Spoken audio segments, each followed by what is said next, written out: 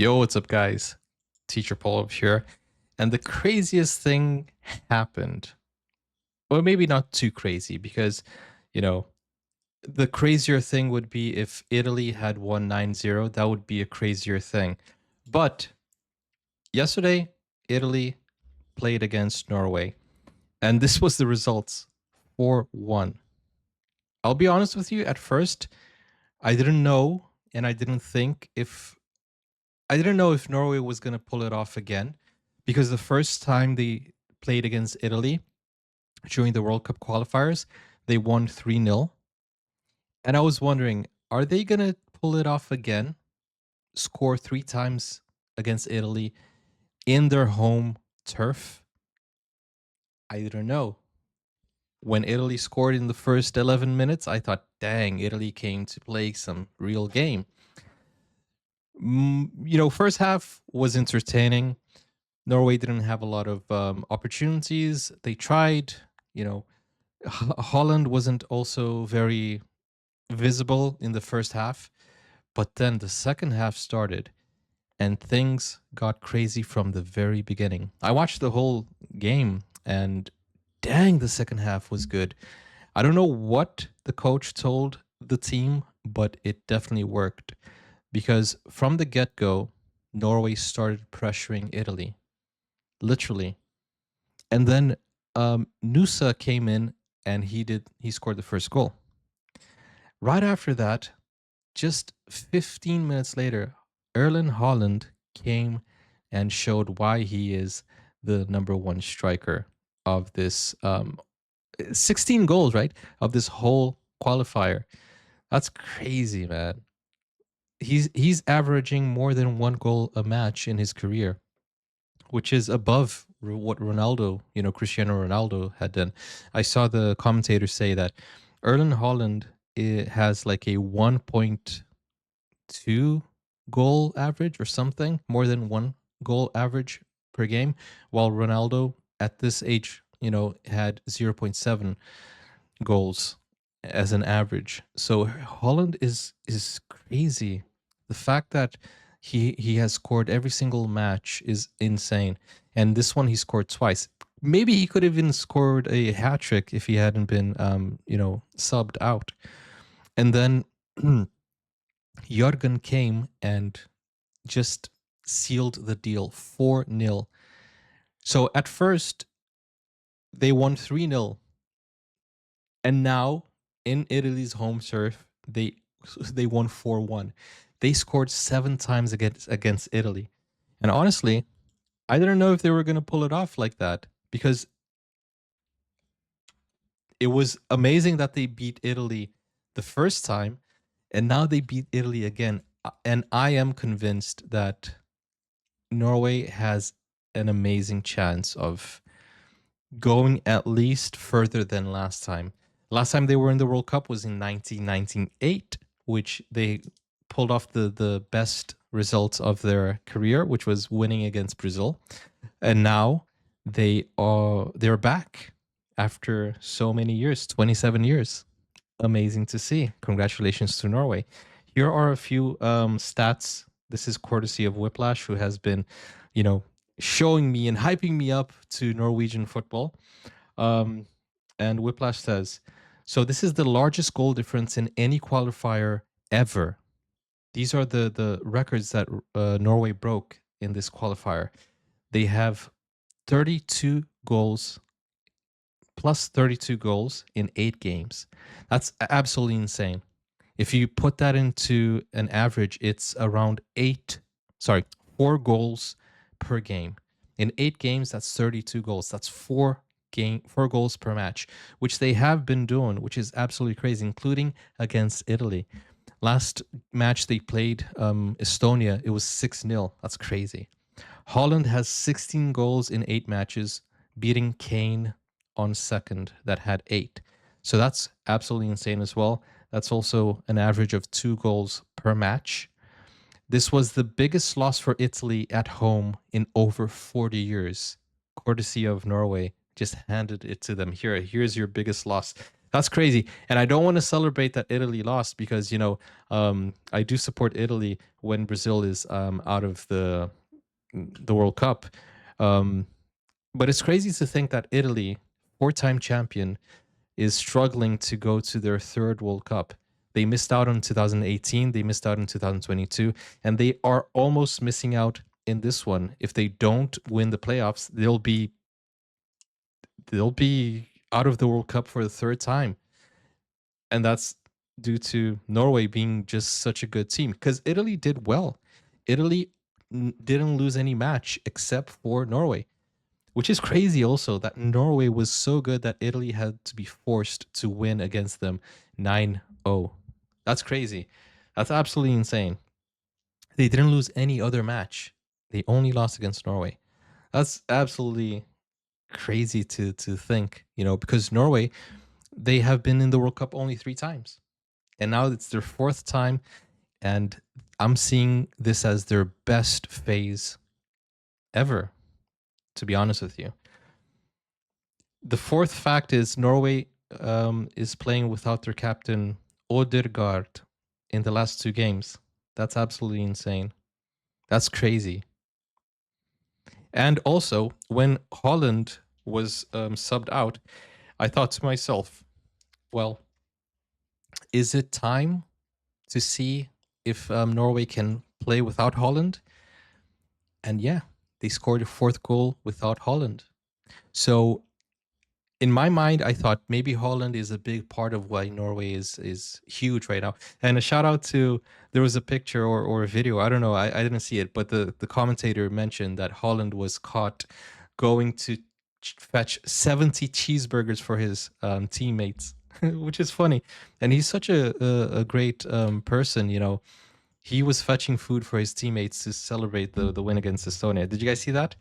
And also, he did a celebration of one of the things we watched, which was, I'm not going to be able to say it, but we watched Första Gangstjenesten, and he did a celebration in tribute to that.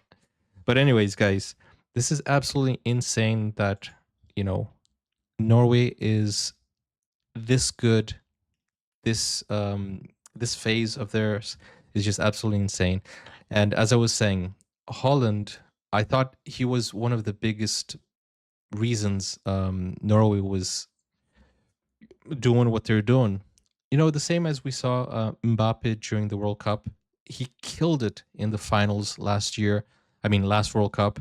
It was a battle between Messi and Mbappe. They did a fantastic job. And I feel like Mbappe single handedly gave Argentina a very hard time. But no, not only Holland, but Nursa is a beast, man. Not only him, but the whole team. There was this guy with the polka dot hairs. I don't know what his name is. He was killing it.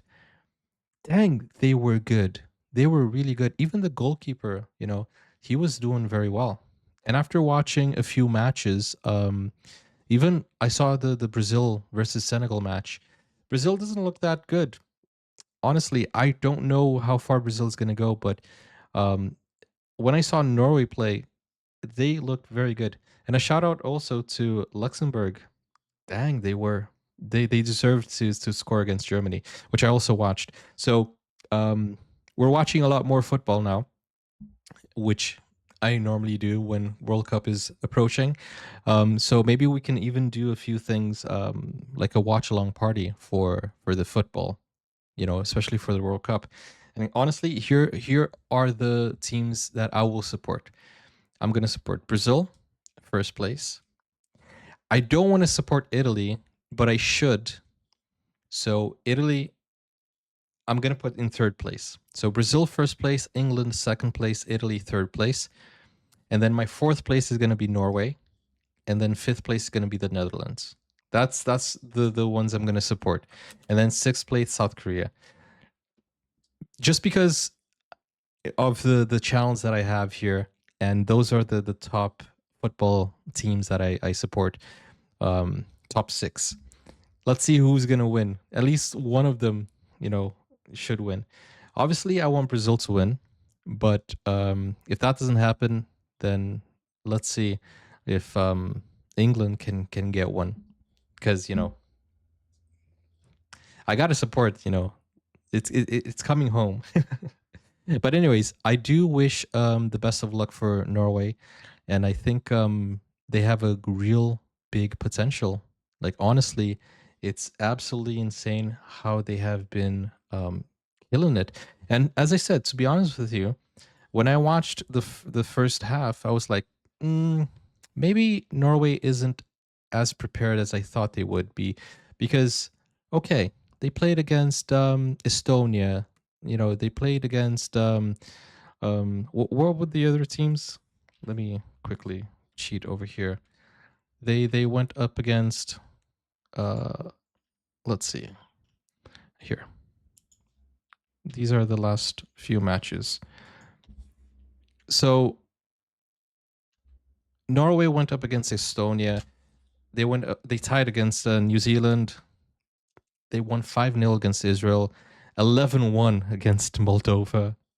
They won against Finland as well. So I feel like those aren't the best teams, right? But then when they went up against Italy, I was like, okay, this is a true challenge right here. This is a true challenge, because Italy is one of the best teams in the world. I mean, winning 11-1 against Moldova, okay, it's Moldova. Against Israel, Israel isn't the biggest team out there. New Zealand, they tied against New Zealand, so you know it's not like it's rugby. But once I saw them against Italy, I was like, dang, you know, they have a real chance here. And I thought in the first half that they wouldn't be able to win. Maybe when they tied, I was like, okay, maybe this is gonna be a tie, and they're gonna hold on to their um to their um undefeated status. But they went ahead and scored 3 more after that, and Holland scored 2 in a row. That quick goal showed that they're really, really a contender. And the odds went up by, I think, 30% of them winning the World Cup. It's absolutely insane. Honestly, I never expected to see Norway in the World Cup doing so well. And I even told my wife, it's interesting because every time I react to a specific country, they show up. So now that I'm reacting to Norway a lot, Norway came through, and Norway is going to be in the World Cup. Absolutely insane. Can you imagine if they go against Brazil again? It will be 1998 all over again. It's going to be very interesting to see. I can't wait to see what the draw is going to be like. I just hope that Norway doesn't go into a death match or a death group, because that will be crazy. But that will be a true test for Norway's team right now. But honestly, there is something in the mindset that Norway is doing right, because the first half we were like, okay, they are holding their position, but when they went indoors and they came out a different team, the second half, whatever the coach said, whatever the mindset was, they came to win. They came to show that, yeah, this is what we've been working for. Because it's not like Italy didn't play. Italy played. They played well. And they did a good campaign. They had a good campaign. But they were no match for Norway. Isn't that insane to say out loud? That's crazy. But anyways, I hope Italy goes to the World Cup this time, and they're going to be my third team. And the only reason that they're going to be the third team is because I don't want them to tie with Brazil. Because if they win the World Cup, it's going to be 5-5. And I don't want that. Brazil needs to be 5 or at least 6. Or, but nobody should match them. I'm just saying. Because if we have 2 teams with 5 World Cups, then, oh man, Brazil's going to almost lose that first position there. But anyways, let's see what's going to happen. And I hope to see you guys on the channel. So don't forget to like, don't forget to subscribe. Let me know if you enjoyed these results. Let me know your thoughts. Why do you think Norway is doing so well now? And do you think Norway has a chance of winning the World Cup? If not, how far do you think they're going to go? I really hope that they go far, because this is the Cinderella story, and I love an underdog story. And this is going to be very interesting. I'm going to keep my eyes out for Norway during the World Cup. You guys have a strong team, and let's just hope for the best. Okay? But if you go against Brazil, you know I'm supporting Brazil 100%. And then that's going to be interesting, because Brazil will look for that payback. Because 1998, you know, even though Brazil went to the semifinals, it still is amazing that Norway could manage to do that against Brazil. Not a lot of teams win against Brazil, you know. But anyways, I'll see you guys in the next video. Hopefully you enjoyed this one. Don't forget, if you want to watch reactions to full movie series, shows, concerts, and anything else, go over to Buy Me Coffee or to Patreon.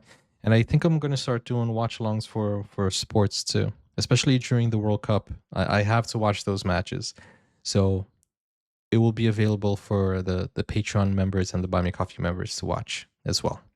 See you guys. Take care.